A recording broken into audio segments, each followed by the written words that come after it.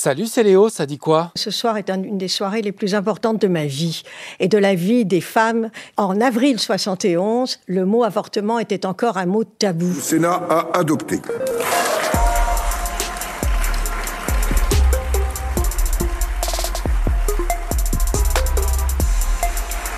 C'est historique, la France va devenir le premier pays au monde à constitutionnaliser l'avortement. Émotion jusque dans les couloirs du Sénat.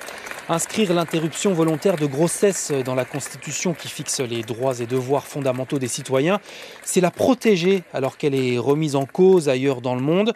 Et c'est une nouvelle victoire pour les militantes féministes des années 70 comme Claudine Monteil qui se souvient avoir lutté avec Simone de Beauvoir et Gisèle Halimi et d'autres femmes.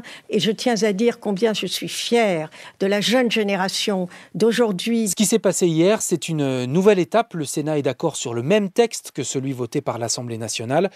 Maintenant, sénateurs et députés vont se réunir ensemble lundi au château de Versailles dans ce qui s'appellera un congrès, 1000 parlementaires dans une même salle. Et pour valider ce changement de constitution, 600 d'entre eux devront l'approuver, soit les 3/5 des élus, ce qui au vu des derniers votes sera très certainement le cas. Un bémol tout de même. Nous serons vraiment en pleine période historique quand il y aura un accès effectif et réel à la liberté de recourir à l'IVG sur tout le territoire et par toutes les femmes. La sénatrice LR de droite Agnès Canaillet appelle à la création de plus de centres de santé sexuelle et à la fin de la pénurie des soignants. Hémoglobine de toutes mes copines. Pourquoi tu penses qu'on colle des affiches? Si serre à l'écoute, mets tes crop top. C'était le présentateur star du journal de 20h entre 1987 et 2008 sur TF1. Mesdames, Messieurs, bonsoir. Voici les titres de l'actualité de ce jeudi. Patrick Poivre d'Arvor sera-t-il jugé pour violence sexuelle ? En tout cas, la justice fait le tri. Elle ne donnera pas suite aux plaintes de 19 femmes qui toutes dénoncent des faits prescrits qui se sont passés il y a plus de 20 ans.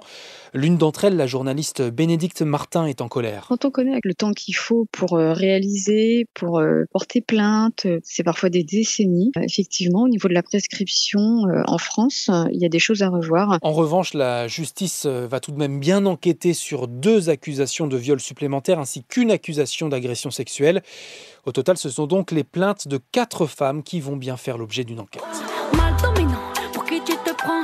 Vraiment pas content, donc tombe dans la tente. Maintenant, cette menace majeure pour la démocratie.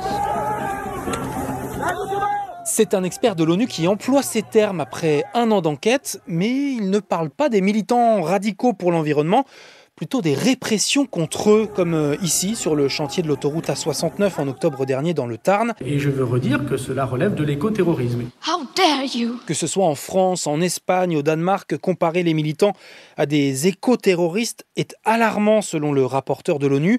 Selon lui, l'urgence environnementale ne peut être traitée si ceux qui tirent la sonnette d'alarme sont criminalisés. Et j'en profite pour te parler de cette info qui nous vient ce matin du Brésil avec un record d'incendie pour un mois de février en Amazonie. Près de 3000 feux enregistrés après des mois de sécheresse historique. Dans le reste de l'actu ce jeudi, la guerre qui a franchi le seuil des 30 000 morts à Gaza, bombardée par Israël selon le Hamas. La famine se profile, répètent les Nations Unies, pendant que les États-Unis et le Qatar espèrent toujours obtenir une trêve avant le début du Ramadan prévu autour du 11 mars.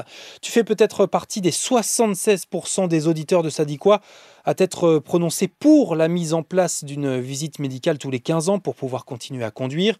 Un sondage toujours en cours quand tu cliques sur l'épisode de mardi sur Spotify. Mais bon, finalement, le Parlement européen a rejeté hier ce texte proposé par l'eurodéputée française d'Europe Écologie Les Verts, Karima Delli. Et puis, à te signaler, toujours pas de premier titre pour l'équipe de France féminine de football. Et ouais, défaite 2-0 pour les coéquipières de Grace Gayero hier contre l'Espagne en finale de la Ligue des Nations. Il faut qu'on continue à travailler, on le sait. Voilà, elles sont championnes du monde. Maintenant, c'est à nous de s'appuyer sur ce genre de match, justement, quand on perd comme ça. Et justement, s'appuyer dessus pour les Jeux Olympiques. Est-ce que tu as vu Miss Allemagne ?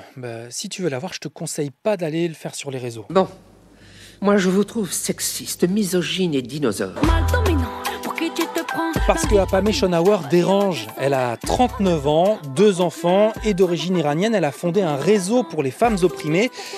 En fait, c'est le symbole de la réforme de Miss Allemagne qui n'est plus un concours de beauté, mais qui depuis 2019 se concentre sur la personnalité et l'engagement des candidates. Et oui, il y a encore du travail. Bonne journée, c'était Léo de France Info. Allez, ciao.